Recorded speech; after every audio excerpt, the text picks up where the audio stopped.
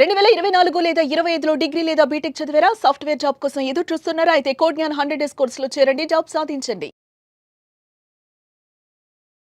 నమస్తే, welcome to Suman TV. నేను మీ anchor సిరి. ప్రస్తుతం మనతో పాటు ఉన్నారు హైకోర్టు అడ్వకేట్ అలగిరి రవీంద్రనాథ్ గారు. మెయింటెనెన్స్కి సంబంధించి ఎవరైనా కూడా అంటే భార్య ఎస్పెషల్లీ ఉద్యోగం చేస్తున్న సమయంలో కూడా భర్త దగ్గర నుంచి మెయింటెనెన్స్ తీసుకునే రైట్ ఉంటుందా, లీగల్ పరంగా ఎలా ఉంటుంది, దీని గురించి మనకి క్లియర్గా విశ్లేషణ ఇవ్వడానికి హైకోర్టు అడ్వకేట్ అలగిరి రవీంద్రనాథ్ గారు ఉన్నారు. అడిగి తెలుసుకునే ప్రయత్నం చేద్దాం. నమస్కారం సార్. నమస్తే అండి శ్రీ గారు.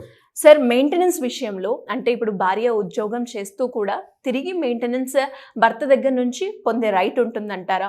అంటే చాలా వరకు విడాకుల కేసులో కావచ్చు, లేదు అంటే డీవీసీ కేసెస్లో కూడా భర్త దగ్గర నుంచి భార్య భరణం ఎక్స్పెక్ట్ చేయొచ్చు అంటారా? లీగల్ పరంగా ఎలా ఉంటాయి?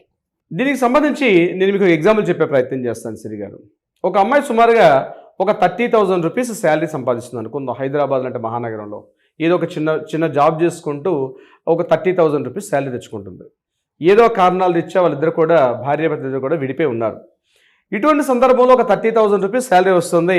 అందులో రెంటలే సుమారుగా 20 నుంచి 25,000 రూపాయల వరకు అమ్మైపోతుంది. అయితే ఇక్కడ డీవీసీ యాక్ట్ కానీ లేదా సిఆర్పిసి 1973 మన సెక్షన్ 125 ప్రకారం మెయింటెనెన్స్ పెట్టేటప్పుడు ఈ అమ్మాయికి జాబ్ చేస్తుంది కాబట్టి భర్త మెయింటెనెన్స్ ఇవ్వాల్సిన అవసరం ఉందా లేదా అంటే, జాబ్ చేస్తున్నప్పటికీ కూడా భర్త మెయింటెనెన్స్ ఇవ్వాల్సిన అవసరం ఉంటుంది. ఎందుకంటే ఇక్కడ ఈ అమ్మాయి తెచ్చుకున్న శాలరీ ఏదైతే 30,000 రూపీస్ శాలరీ ఏదనుకుంటున్నామో ఆ అమౌంట్లో సుమారుగా రెంట్ అమౌంటే పోతుంది. ఇక ఖర్చులకు కానీ ఆవిడ కాస్త తన జీవనాధారం అంటే తన పేదరికంలో ఉండలేదు కాబట్టి తన జీవన భృతి కోసం అని చెప్పి ఉండాలి కాబట్టి తప్పనిసరిగా ఆమె ఉద్యోగం చేస్తుంది కాబట్టి నేను ఇవ్వను అని చెప్పి భర్త తప్పించుకునే అవకాశం లేదు. ఇది నెంబర్ 1.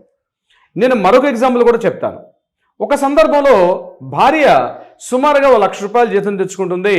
భర్త కేవలం ఒక 50,000 రూపాయల నుంచి 60,000 రూపాయలు శాలరీ తెచ్చుకుంటున్నాడు. ఇక్కడ కూడా ఈ కేసులో కూడా భార్యాభర్త ఇద్దరు కూడా విడిపోయారు. ఇటువంటి సందర్భంలో కూడా భార్య 1,00,000 రూపాయలు శాలరీ తెచ్చుకుంటుంది. భర్త సుమారుగా 50 నుంచి 60,000 రూపాయలు శాలరీ తెచ్చుకొస్తున్నాడు. మరి ఇక్కడ కూడా భర్త యొక్క శాలరీ తక్కువ ఉంది కాబట్టి భార్య నా మెయింటెనెన్స్ చేయమని చెప్పి భర్తను అడిగే అవకాశం ఉంటుందా అంటే, ఈ కేసులో మాత్రం భార్య ఉద్యోగం చేస్తుంది కాబట్టి భర్త మెయింటెనెన్స్ ఇవ్వాల్సిన అవసరం లేదు. ఎందుకంటే ఏ కేసుకి ఆ కేసే స్పెషల్గా చూస్తాం మనం కాబట్టి. ఇక్కడ సిఆర్పిసి 1973 మనకి సెక్షన్ 125 యాక్ట్ ప్రకారం భార్య యొక్క పోషణ, జీవన భృతి, బ్రతుకు తెరువు కోసం తప్పనిసరిగా పేదరికంలో తన కట్టుకోవడానికి బట్ట ఇవ్వాలి. అదేవిధంగా పోషణాధారంగా ఇవ్వాల్సిన బాధ్యత భర్త పైన ఉంటుంది, ఖచ్చితంగా ఇవ్వాల్సిందే. అట్ ద సేమ్ టైం మనకి డీవీసీ యాక్ట్లో కూడా సెక్షన్ 20 కూడా అదే చెప్తూ ఉంటుంది. అంటే భార్య యొక్క పూర్తి పోషణ భారం అంతా కూడా భర్త మెయింటైన్ చేయాల్సిన పరిస్థితి వస్తుంది. ఇక్కడ వాళ్ళకి కానీ పిల్లలు ఉండే పక్షంలో పిల్లల యొక్క మెయింటెనెన్స్ కూడా అదనంగా ఉంటుంది, భార్య యొక్క మెయింటెనెన్స్ కూడా అదనంగా ఉంటుంది.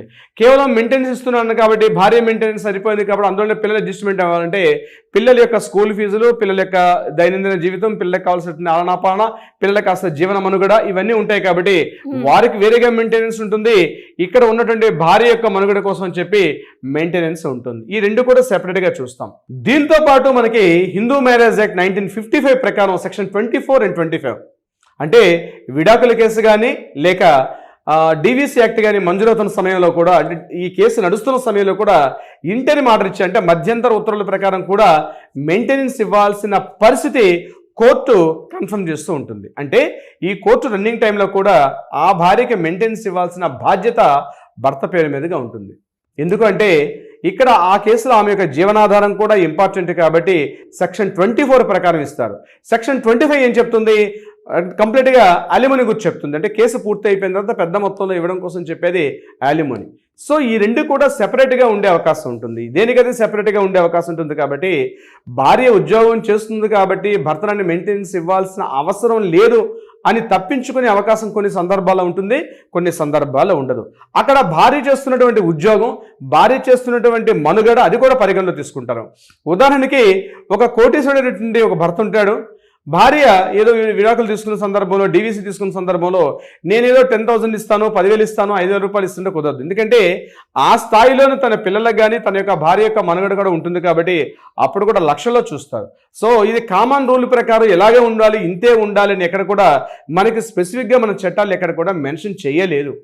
సో మెయింటెనెన్స్ యాక్ట్ అన్నది భార్య ఉద్యోగం చేస్తున్నప్పటికీ కూడా కొన్ని సందర్భాల్లో భర్త ఇవ్వాల్సినటువంటి పరిస్థితి కూడా వస్తుంది. దీనికి సంబంధించి సుప్రీంకోర్టు 2014లో సునీత కంచెవా వర్సెస్ అనిల్ కంచెవా, ఇక్కడ ఈ కేసులో సుప్రీంకోర్టు ఏమని తీర్పిచ్చారంటే, భార్య సంపాదిస్తున్నప్పటికీ కూడా భర్త యొక్క ఇన్కమ్ ఎక్కువగా ఉండే సందర్భంలో, అటువంటి సందర్భాల్లో భార్య సంపాదిస్తుంది కానీ భార్య యొక్క ఇన్కమ్ ఆవిడ యొక్క జీవన మనుగడ తక్కువగా ఉండే సందర్భంలో కూడా తప్పనిసరిగా ఇవ్వాల్సిందే అని చెప్పి సుప్రీంకోర్టు 2014లో ఈ సునీత కంచెవా వర్సెస్ ఈ అనిల్ కంచెవా వర్సెస్ కేసులో కూడా ఒక తీర్పు ఇవ్వడం కూడా జరిగింది.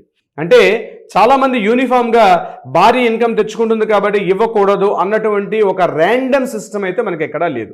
సో వాళ్ళ లైఫ్ స్టైలు, వాళ్ళ యొక్క ఆర్థిక అవసరాలు, అట్ ద సేమ్ టైం వాళ్ళ ఇన్కమ్, వాళ్ళ యొక్క ఎక్స్పెండిచర్స్ ఇవన్నీ పరిగణలో తీసుకొని ఎంత మెయింటెనెన్స్ ఇవ్వాలి, ఎలా మెయింటెనెన్స్ ఇవ్వాలి, ఏ విధంగా మెయింటెనెన్స్ ఇవ్వాలనేది కోర్టు అనేది డిసైడ్ చేస్తుంది. సో యూనిఫామ్గా ఒక రూల్ పెట్టేసి ఇంత ఇవ్వాలి, ఇంత ఇవ్వకూడదు, అమ్మాయి జాబ్ చేస్తుంది కాబట్టి ఇవ్వకూడదని చెప్పి తప్పించుకునే భర్తలు ఉంటే తస్మాత్ జాగ్రత్త, ఆలోచించుకోండి.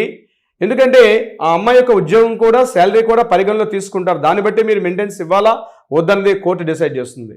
సిరిగారు, అంటే ఎలా సార్ మీరు అన్నట్టుగానే ఇంకా ఎవరికైనా కూడా ఈ టాపిక్కి సంబంధించి ఎలాంటి డౌట్స్ ఉన్నా కూడా మిమ్మల్ని అప్రోచ్ అవ్వాలి అంటే ఎలా ఉంటుందంటారు? తప్పనిసరిగా సిరిగారు, దీనికి సంబంధించి రకరకాల డౌట్స్ వస్తుంటాయి. ఇది స్టాండర్డ్ ఇదే కాబట్టి మనం వీడియో చేస్తాం కాబట్టి ఇలా అని కాకుండా ఒక్కొక్క వ్యక్తికి ఒక్కొక్క రకాలైన డౌట్స్ వస్తుంటాయి. అటువంటి సందర్భాల్లో తక్షణం మీ మొబైల్ తీసుకోండి, కింద స్క్రోల్ మనకి కాంటాక్ట్ చేయండి, లేదా అట్లీస్ట్ వాట్సాప్ చేయండి.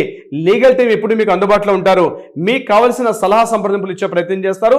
అది కాకుండా ఏదైనా కోర్టులో వివాదాలు ఉంటే వాటికి కూడా పరిష్కారం అయ్యే దిశగా కొంత ప్రయత్నం చేసే అవకాశం ఉంటుంది. సిరిగారు, ఎనీవేస్ గ్రేట్ ఇన్ఫర్మేషన్ సార్. మీరు అన్నట్టుగానే ఒక్కొక్క కేసుకి ఒక్కొక్క రకంగా ఉంటుంది అండ్ వీడియోలో కూడా మీరు ఎగ్జాంపుల్ ఇవ్వడం జరిగింది. సో ఏ కేసుకైనా కూడా సొల్యూషన్ అంటూ దొరకాలి అంటే కింద స్క్రోల్ అవుతున్న నెంబర్కి అప్రోచ్ అవ్వచ్చు. అవునండి. Thank you sir, thank you so much. Thank you so much Shri గారు.